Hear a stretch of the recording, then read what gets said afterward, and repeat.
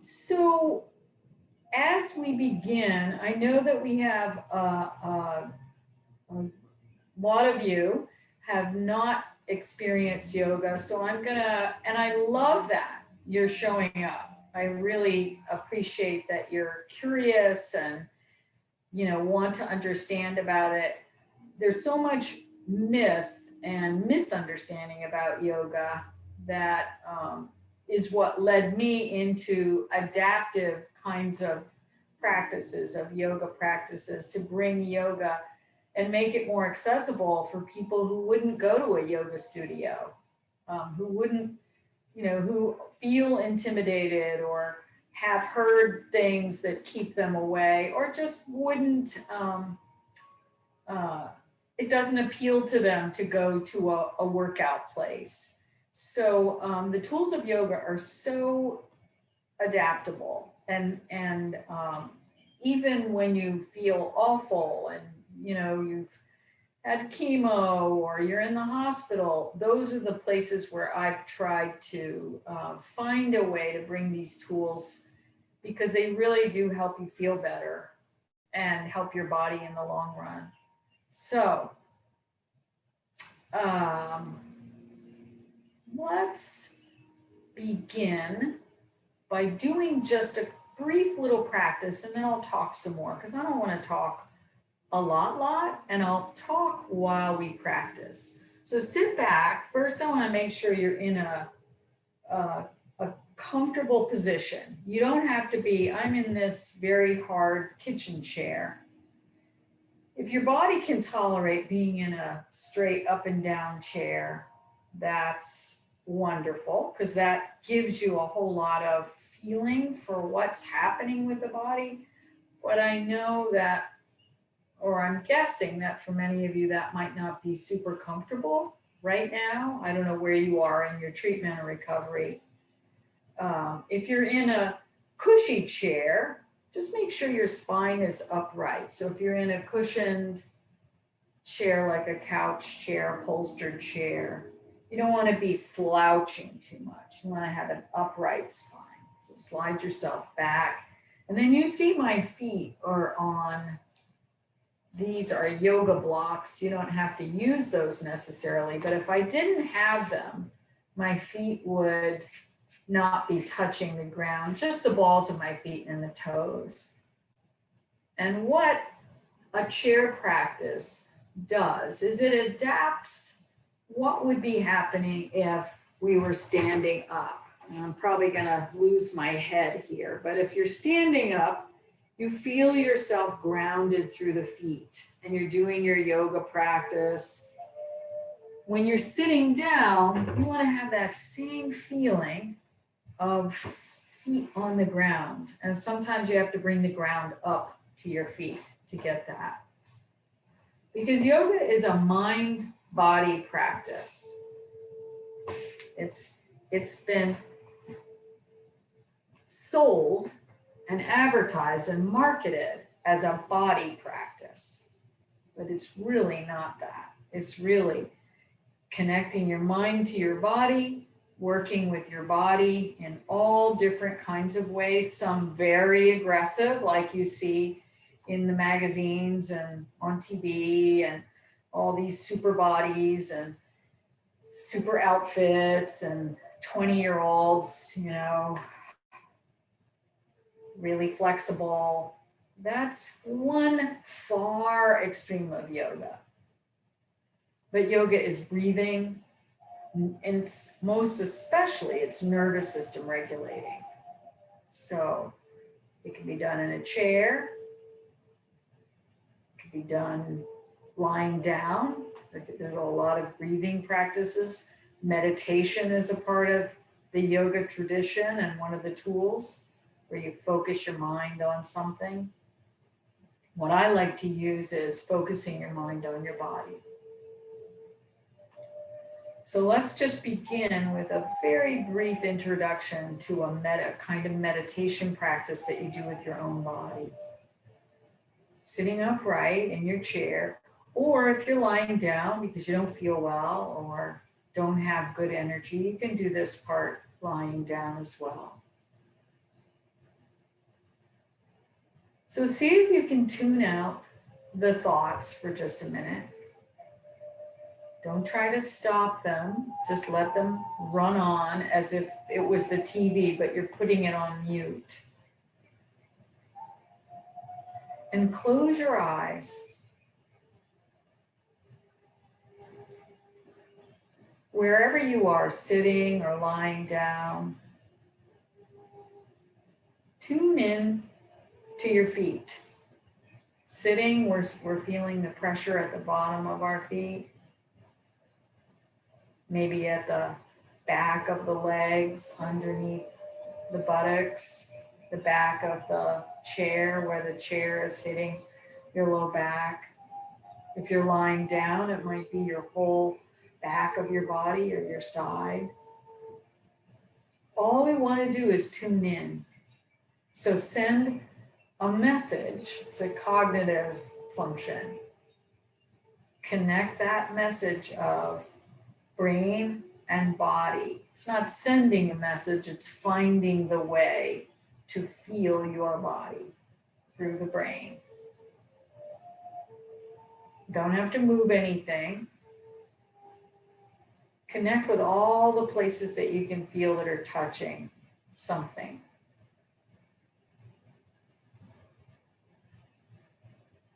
So you might feel a little bit of pressure, a little bit of, it might feel like pain. You might have some other areas of the body that are grabbing your attention more, that hurt or are itchy or just feel uncomfortable, and that's okay too. You start to begin to notice all the things that are going on in your body. Most of the time, pain grabs our attention pretty quickly, and yoga can help with managing chronic pain by developing this body sensing muscle that we're working with right now. Being able to sense through the brain what's going on in your body. So take another moment. We're going to shift to focusing on breath. However you're breathing, don't worry about what that's like, whether it's mouth breathing or nose breathing. Just sense the breath, the air as it comes in through your nostrils, as it comes in through your mouth. Notice, is it cool or warm? At the same time, notice your feet, notice your body, notice the air coming in. We're starting to layer on different parts of the body, different functions. Notice when the air travels in through your nostrils and back down into your throat, and then it disappears in your torso. And you can't really feel it the same way. And follow it, keep following it. Notice how your body moves in response to the air coming in. Maybe your belly fills out, maybe your chest moves or your shoulders. And then when you breathe your air out, you might feel it all collapsing inward as the breath gets pushed out. So over the next few breaths, with your eyes closed, because it's easier to focus, sense your body breathing. Not changing anything, not trying to breathe differently.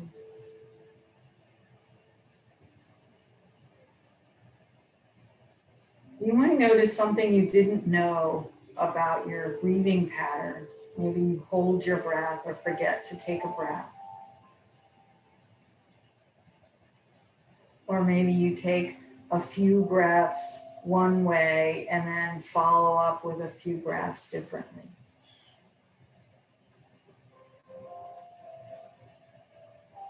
Just notice.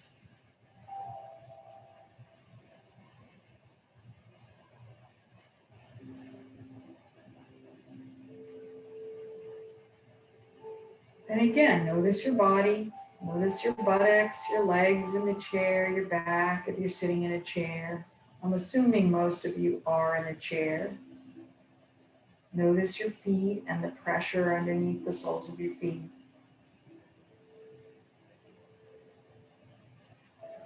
And then let your eyes come open and just notice how you feel. And that was about 5 minutes or so of a meditation practice, maybe a little more, using the body. Just notice, are you calmer, more agitated, bored, sleepy? It doesn't really matter to me. We're not striving to achieve any particular state of mind or of body sensation. It's just this beginning to notice what's going on inside. And then the cool thing about this meditation and yoga practice is that when you focus here, you can't focus out there on your thoughts, on what you're worried about, on your future, on your past. We have measured that the brain can't do both of those two things at once. It can't be thinking thoughts and doing all the worrying and planning and things that we like to do. And it can't do body sensing at the same time. It does one and then it goes up to the thoughts. You feel something in your body, you have a thought about it. So the more you focus here, the more you can't focus up there, and you give yourself a break from your thoughts, which keep going no matter what we do about them. What happens when you do these practices, though, they will slow down. And you begin to manage your attention, because we know what happens when we focus on our thoughts. Sometimes it's useful. We have to have them to function. But sometimes it's this repetitive worry, oh no, what about this? And we know what that does to the body. It causes stress, which causes inflammation, which aggravates everything. So that's why we do these practices like meditation. And then what we're going to move into next is a movement sort of meditation, which is really what yoga is. Benefits are many. Not only do you get something to focus on, but you start to use your muscles that maybe you haven't used in a while and keep them strong and supple. You help your nervous system, which lowers stress, heart rate, inflammation, all of the cycle of nervous system calming benefits. There's a recent study about stuff we've already known, that yoga practices, the physical practices, can help with osteoporosis and help you prevent fractures, whether you've had a cancer treatment or not, simply by giving your body safe physical exercises that cause those micro tears in your muscle structure where it's attached to the bone, that create new bone growth and keep your bones healthy for longer. So let's begin some movement. Lots and lots of good reasons why. And yoga can be practiced in a really slow manner. So if you don't feel well, if you've had a lot of treatment, if you have to be careful, you don't have a lot of energy, you can still do a little of something. Combined with meditation and done in a meditative way, it just benefits both your mind and your body. So we'll start to do, I want you to be really careful with your own body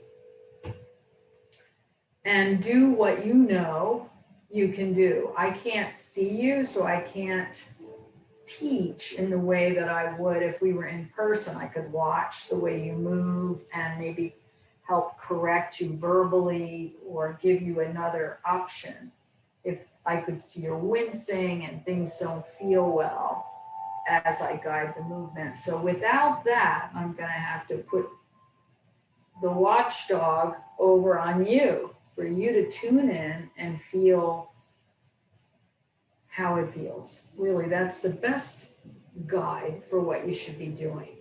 Your doctor's advisement about what to and what not to do, and then begin to tune in and see how this feels.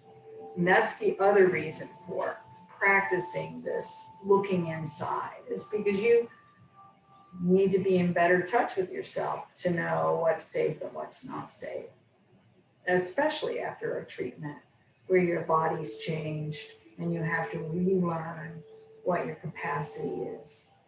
So let's begin by just doing some spinal movements that are very gentle.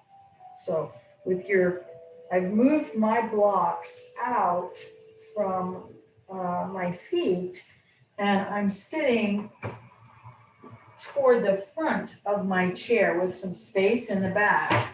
So I'm going to go to the side so you can see what it looks like to sit upright like this. I don't have any back here. I'm up with a space so that I can move my body around a little bit. But if this doesn't feel good to you, you can stay back, hugged against the back of the chair, and just move as you can. Just move with the support of the back of the chair. What we want is feet grounded, spine upright, and slow, gentle circling of the spine. So there's no particular way to do this. Explore as you move. Hands are supporting you, so you don't have to be using all of the core muscles or your back muscles.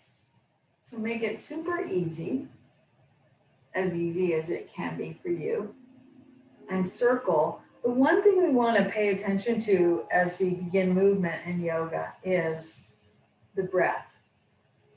So the best way is just to match your breath with your movement. As I circle around, I'm going to do my inhale on one side and an exhale on the other. Now switch direction, go the opposite way, and still keep your own rhythm, whatever your breath is. Inhale, maybe it takes you 2 or 3 breaths to get over to the other side. As long as you have a rhythm that kind of matches what you do with your movement, you're good. Because a lot of us breath hold. You're moving around, and all of a sudden you realize you haven't taken a breath.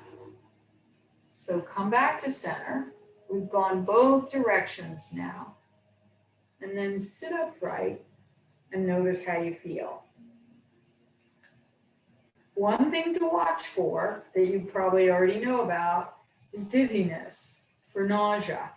So when you're having a chemo treatment, that's a big deal. You don't want to move your head sometimes. So the way to work with that is to keep your focus on one point. Don't close your eyes, keep your eyes open, and try a few different ways. Maybe slower movements, maybe not moving so fast, keeping your eyes focused on one point and not letting your head and eyes move around so much. So let's try just a side-to-side movement, left and right. And that might be a little easier for you. Inhale and exhale. One of the other really good benefits for cancer treatment and dealing with cancer is this breathing, particularly, even just deep breathing, creates a lot of movement in the lymphatic system. Your breathing is all up here, belly, chest, shoulders, chest cavity, all here, which is moves around a lot of the lymphatic fluids, which is what we want. We want it to circulate to left and right. And maybe if it feels comfortable, as you lean into one direction, lift the opposite arm, nice and slow, lifting up, still focusing on a point so you don't get dizzy. Come back to center. Bring that arm down. And you're using your feet here too.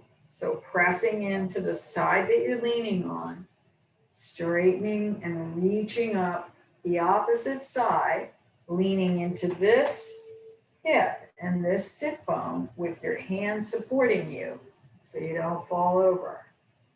And come back to center and just see how that feels. Slide back in your chair. You know fatigue is a really big deal, so we don't do a whole lot of repetitions unless you are at a point where you can challenge yourself. Tune in to your body and see what that movement did. I know that sometimes, oftentimes with a cancer treatment and diagnosis and all of the adventure that you get thrown into immediately, that you don't want to tune into your body sometimes.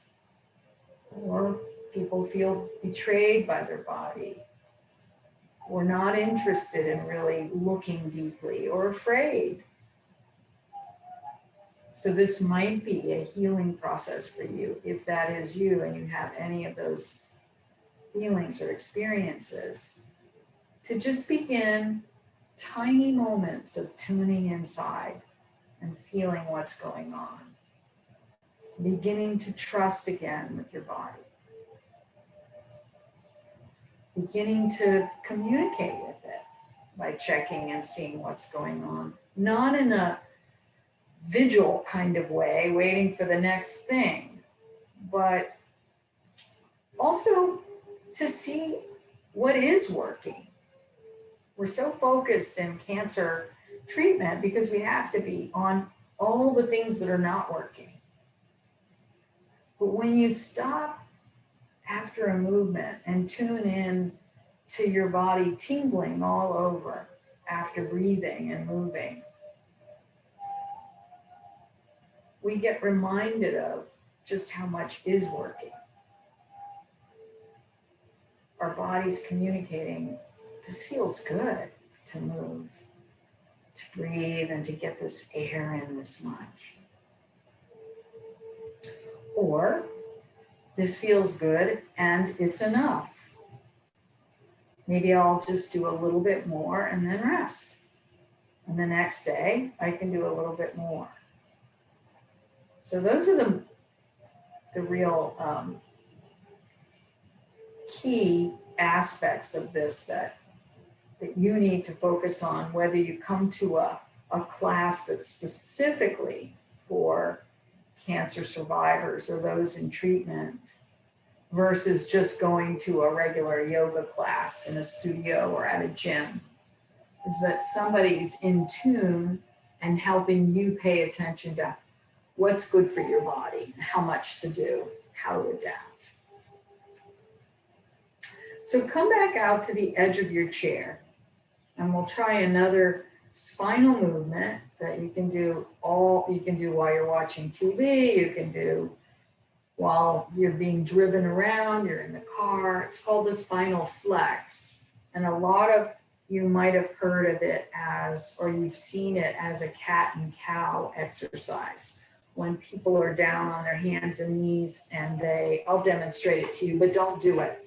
So here like this with your arms and knees and rounding your back and straightening your back. You might have seen that, or you might have done it in an exercise class or in a yoga class. This is cat, like an angry cat with a back that's arched. And this is supposed to be a cow posture. So if we take that and work in a chair, it's the same movement, hands on the knees, but we don't have to get on the ground. You don't have to get back up. So here's what it looks like from the side, but you can stay straight just so you can see. So you want to feel your spine upright. Here's where you start to develop some strength in your body, in your trunk, by pulling in and activating this core area. And it actually starts down in the pelvic floor and moves up. We won't worry about the details of that now, but you want to have your spine supported so that you're not slumped like this, which is what happens with gravity and age and muscle weakness. This is how most of us sit and function.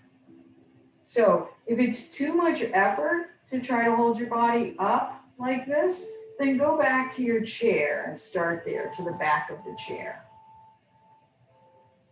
And practice just sitting like this instead of slumped down. Here are the two movements. This is spinal extension, which is as if you were going to stand up. You're trying to stretch out, use the front muscles and the back muscles to hold this spine upright. And you can feel them both working, front and back together. If one is working harder, it'll start getting tired. So if you feel that, just know it's probably weak and you don't want to do a whole lot because you don't need to exacerbate any muscle weakness or pull a muscle, overwork a muscle.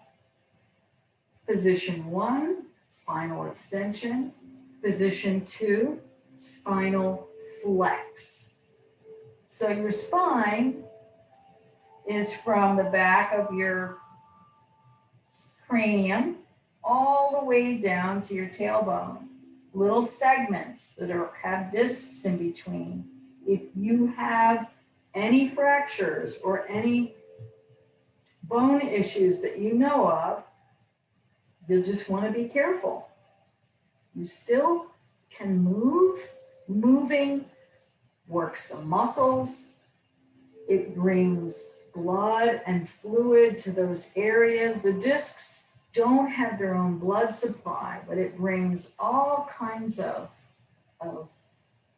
fluid around the discs, around the muscles, around the bones, and helps nourish that area.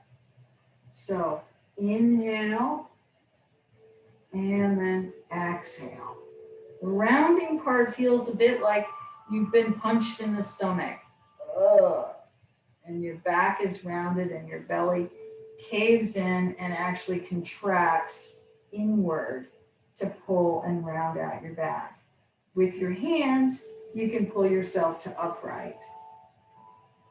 And then this part is the sacrum in the back of your pelvis, the low back. It rolls back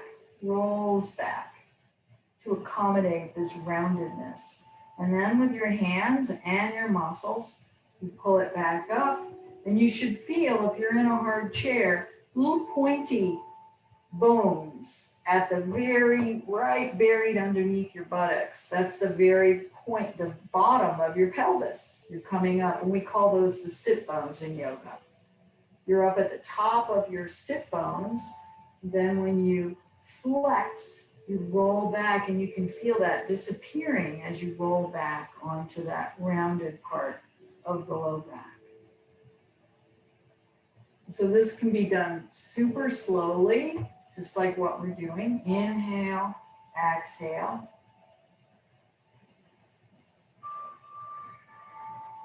And when you get better at it, you can do it faster.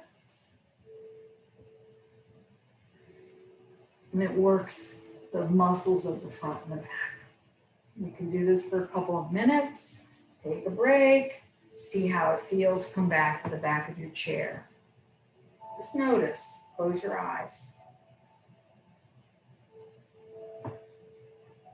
Take a drink of water.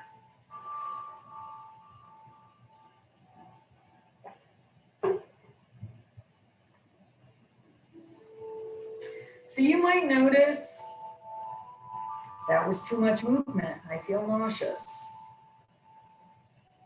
You might notice a tingliness happening in your body, an invigoration feeling. You might feel fatigued. Something might hurt. All of those are ways for you to tune in. We don't want to have you hurt, but if it hurts as a good hurt, sometimes that's hard to know. A muscle using kind of hurt, then that maybe is okay.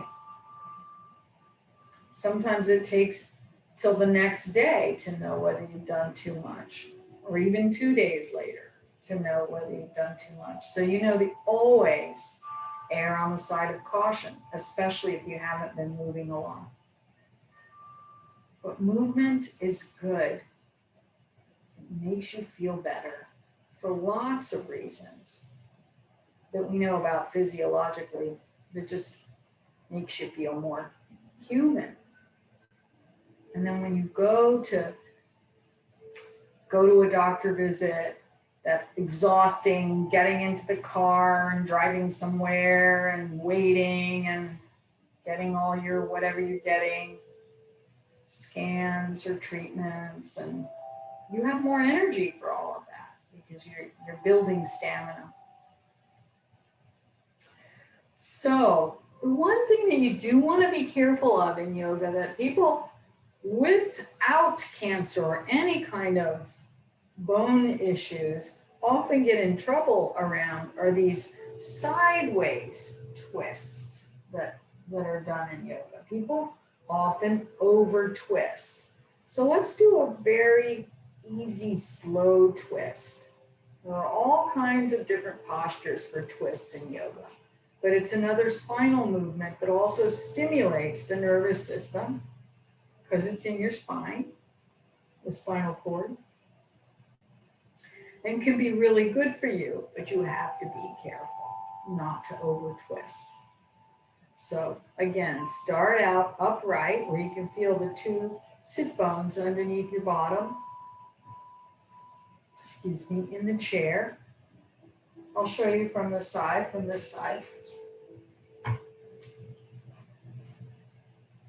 So you don't want to start out in a twist. This is where people make the mistake is they're in their soft, cushy chair, and then they're going to go twist around this way. Well, your spine is really awkwardly twisted in that position. So you always want to have your spine upright and supported well. And don't over twist. So take your hand to the opposite leg in the direction that you're going to twist. Your other hand maybe to the side of the chair or to your hip. And turn around with your shoulders and maybe your head. And feel where it feels just okay, like not too much to stop. Hold it there and let's do 3 slow breaths of your own choosing, in and out through your nose. So my hand will be on the chair. I can hold myself better that way. Now, if taking 3 breaths feels like it's too much of a stretch, then back off, because what will happen is you'll be in this twisted position, and as you breathe, your ribs expand more on one side than on the other because you're twisted. So it might be too much, in which case you back off. One more deep breath.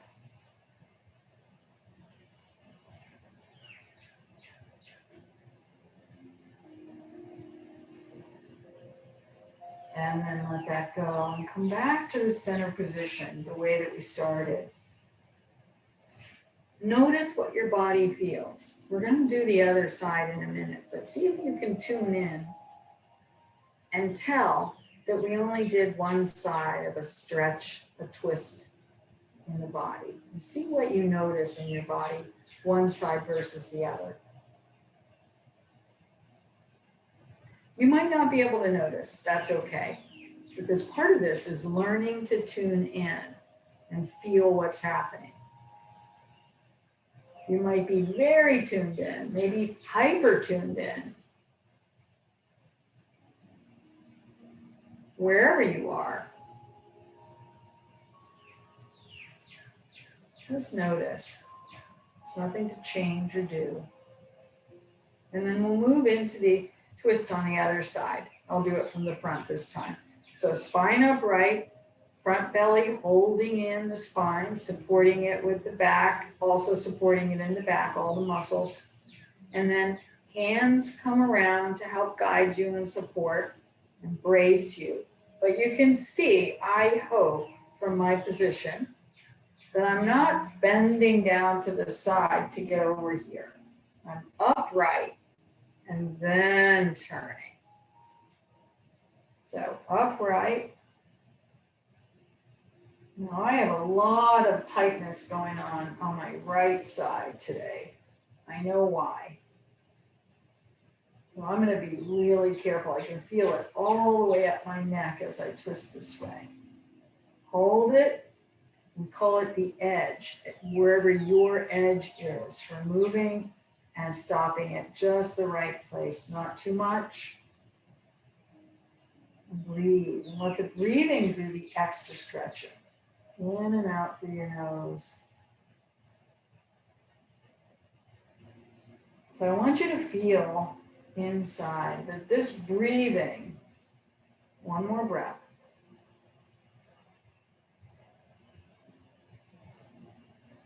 is massaging all of your organs inside there as you twist. Come back to center and slide back and take a rest.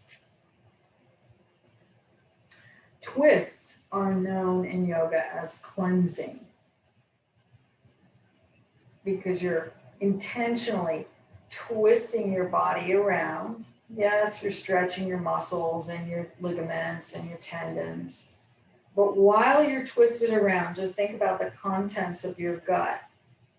All of the organs are packed tight in there, just like a little lunchbox, all packed in. There's not a whole lot of space in between, intentionally. And so here we are, twisting around. We've got this diaphragm that comes down from the ribs. And when we breathe in, it pushes down. So you've twisted around, and the organs are already kind of in a different position by mechanical manipulation of twisting our bodies. And then we take this diaphragm, just like a little rolling pin, and push it down into the organ mass a couple of times, all very gentle. But that's why it's called cleansing. Because if you can imagine a lot of organs, I imagine it that they're filled with all the toxins that they're all working to get rid of all day. The food we eat, the air we breathe, the chemicals we take in. And you know that's a lot with cancer. And so they're kind of laden and they're working really hard to expel all those toxins. Well, these kinds of twists help push that out a little more, give it a little more mechanical force in these different positions, just by breathing. So think about that as a cleansing mechanism.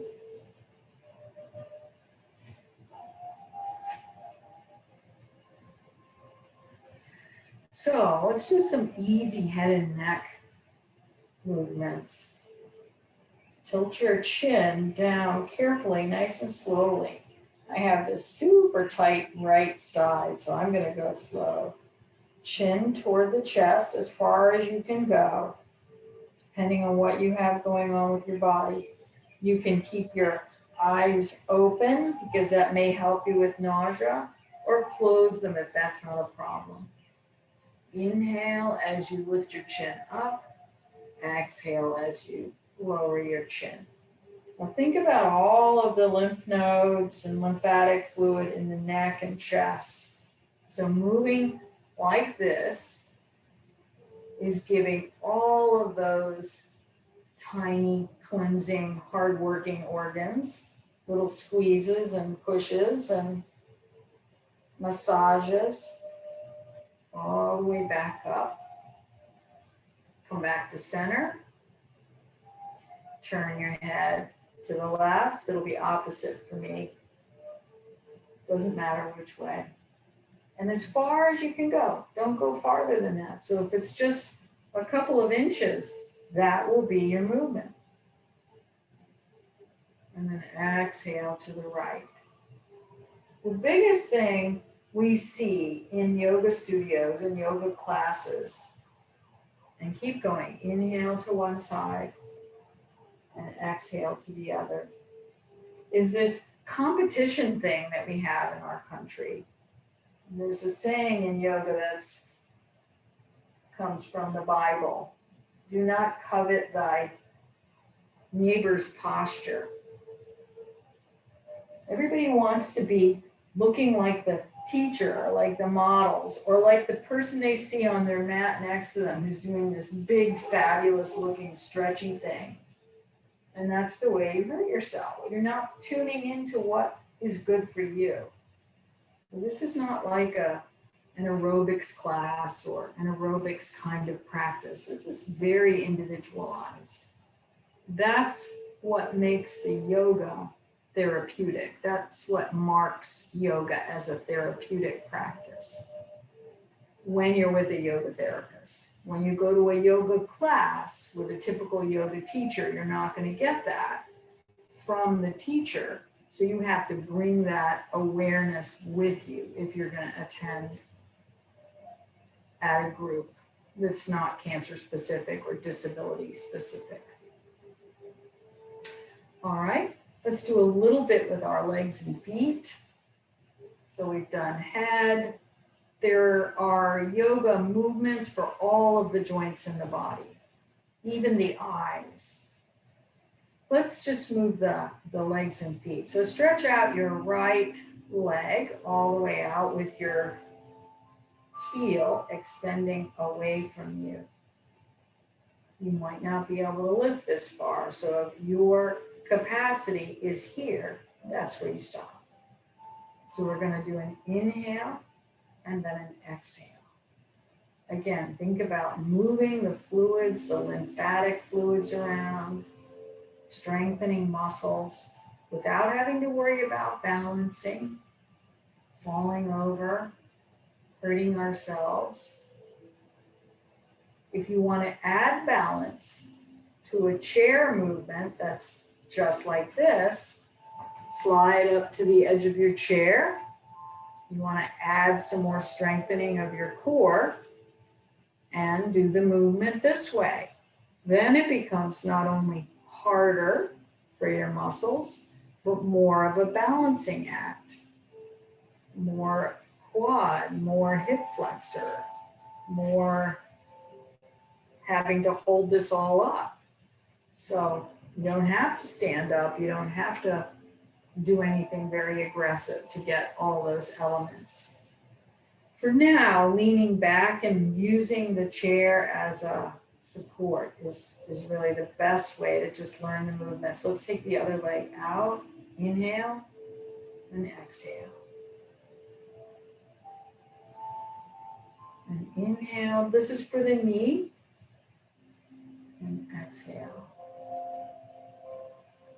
And again. And if you have long legs in your chair, then you might want to put your hands underneath here and give it a little lift, or even use a pillow or one of these yoga blocks to support your leg. As you move up, this makes it have to work harder too. Go higher and back down. And up and back down. Good. So take your right foot and without moving the knee, so hand on the knee, circle your foot around. Ankle. Breathe. If you can't hold your leg up, support it on a pillow or on a low chair. So you can do some circles with breath, left and right, point and flex. Even if you haven't been walking, can you feel the stretch in your ankle, in your calf, in your toes, in your arch? Point your toes. Even try to make a fist with your toes. You might have a cramp from doing that. And then open up your feet and open up your toes a little wide. Good. Do the same thing with your hands and arms. Take the other foot so we'll be more balanced. Circle it around. This way, when you go out, take a walk, your ankles are already starting to accommodate. They're already remembering how to take a different angle. So even if you can't bear weight right now, you can't trust yourself to walk outside or don't feel ready, you can still keep all of this in shape. Okay, left and right. Breathing and point and flex. Point and flex. Good. Let's check the time. We have just a few more minutes and I wanted to leave some time for questions, but I'll show you sometimes we use a strap in yoga. And this just helps you so you don't have to work so hard. Rather than lifting your arms up, which may be fine, try that. Arms up, arms down, and maybe your arms are only here and can't go up all the way. Maybe you've got some lymph node activity or have had recent surgery. So we move as we can. Inhale, bring the arms up. All of this is moving the lymphatic system. Exhale, move the arms down.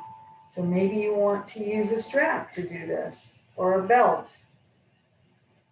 Kind of anchors your hands together, arms together, so you can get more height and do a little less work. Exhale down. One more inhale coming up. Good. Stretch your arms up, leaning back in the chair for support. And take both arms over to one side, stretching. We're stretching this whole side. We're leaning away from the fingertips all the way down to the hip in the chair. And then come back to center.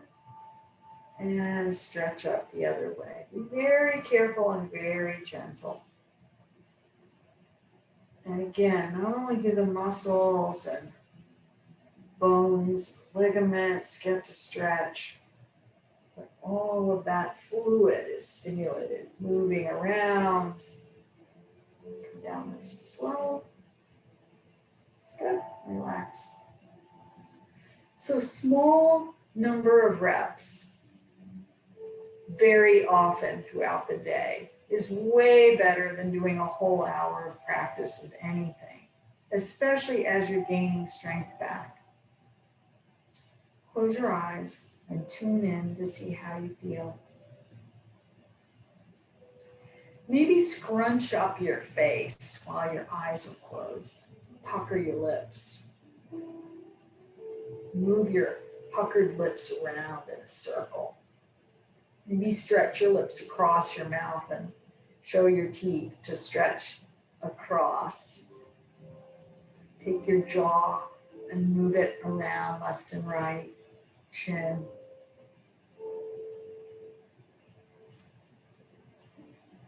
And then come back. And notice all the tension that might have been in your face.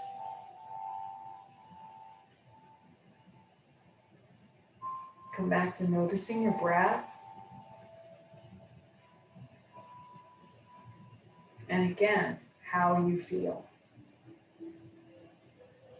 Remember those describer words I used in the beginning.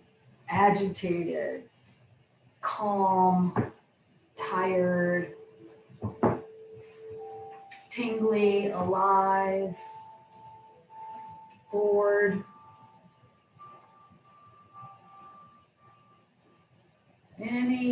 Anything that you notice. It's all about noticing, not about trying to change or be any particular way. And also notice your thoughts.